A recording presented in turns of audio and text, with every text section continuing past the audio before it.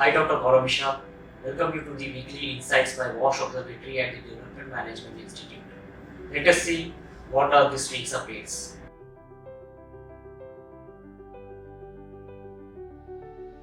Hello and welcome to the Wash Observatory weekly news updates. Here's a quick update on India's COVID count. Amid a record single-day surge of 95,735 new cases of COVID-19 on Wednesday, the centre has again urged all states and union territories to mandatorily retest all those found to be symptomatic negative in rapid antigen tests. The retests are to be done by RT-PCR to ensure a positive case does not go undetected. The centre's advisory came even as around 60% of the total new cases were reported from just 5 states. Maharashtra alone contributed to 23,577 and Andhra Pradesh had 10,418 cases on Wednesday.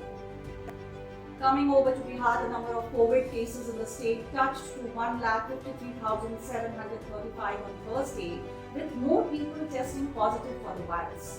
With the virus claiming lives of 10 more people in the last 24 hours, including 6 in Patna, the state's toll has jumped to 785. However, with 1,37,271 recoveries, active cases stand at 15,677 in the state. Health Minister Mangal Pandey tweeted that 1,280 people recovered in the last 24 hours, taking the state's recovery rate to 89.29%. The Nalanda Medical College and Hospital, a COVID-dedicated hospital in Patna, will start post-COVID care clinic and counseling center from Monday for patients who have recovered from the infection. The outpatient department has been set up at the de-addiction unit of NMCH after secondary ailments were reported in some of those who had recovered from the infection attack. A team of 9 doctors, including physiotherapists, psychologists, and general physicians, have been constituted. Dr. B.P. Jaiswal, Associate Professor of Department of Pediatrics, will be the committee in charge. Union Minister of State for Health and Family Welfare Ashwini Kumar Chaubey said on Sunday that the proposed aims at Darbhanga would be a 750-bed health facility. It would come up by utilizing funds to the tune of ₹1.361 crore. The minister said that after getting green signal from the centre, construction work will start. The second aim to the state will benefit the people of North Bihar. The central government is committed to providing better, modern and affordable facilities in the country under the leadership of Prime Minister Narendra Modi. Altogether, 5 super speciality hospitals are being constructed in Bihar, the minister said. The State Home Department on Monday issued an order for the implementation of all guidelines envisaged by Union Home Ministry under Unlock 4 on August 29. Total lockdown will remain in force in the containment zones in Bihar till September 30. As per the fresh orders on Monday, schools, colleges, education and coaching institutions will remain closed for students and regular class activity till September 30. Patna DM Kumar Ravi said Gandhi Maidan will open for visitors from Wednesday. The state government will also allow social, academic, sports, entertainment, cultural, religious, political functions and other congregations from September 21 with not more than 100 people. Wearing of face masks, social distancing, provision for thermal scanning and hand wash or sanitizer will be mandatory in such gatherings.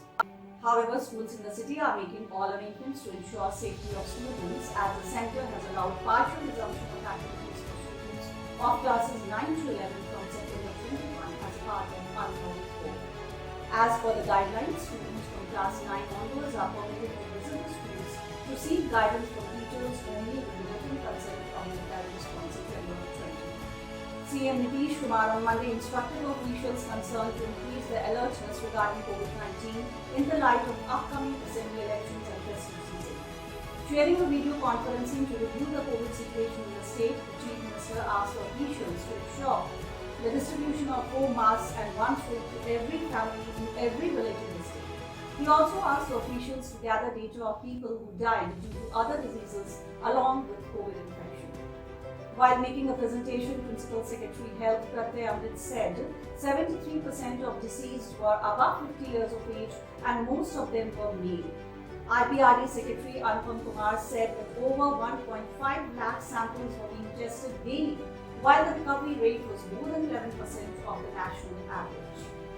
A team of medical researchers from AIIMS Patna has developed a new device to check the spread of the virus from ICU by an underwater sealing system. Soon after developing this device and its publication under the title Exhaled Gas Decontamination Device Connecting a Ventilator Exhaust Port with Underwater Seal System to Prevent COVID-19 Spread in the journal Trends in Anesthesia and Critical Care in the USA last week, the team has started using it on an experimental basis on 10 ICU beds.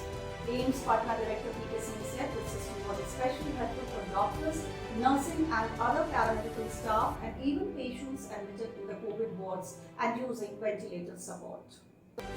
Meanwhile, a fresh story coming up says the Serum Institute of India pauses the trials of Covishield, Oxford University AstraZeneca's COVID-19 vaccine candidate, following a notice issued by the Central Drug Regulator.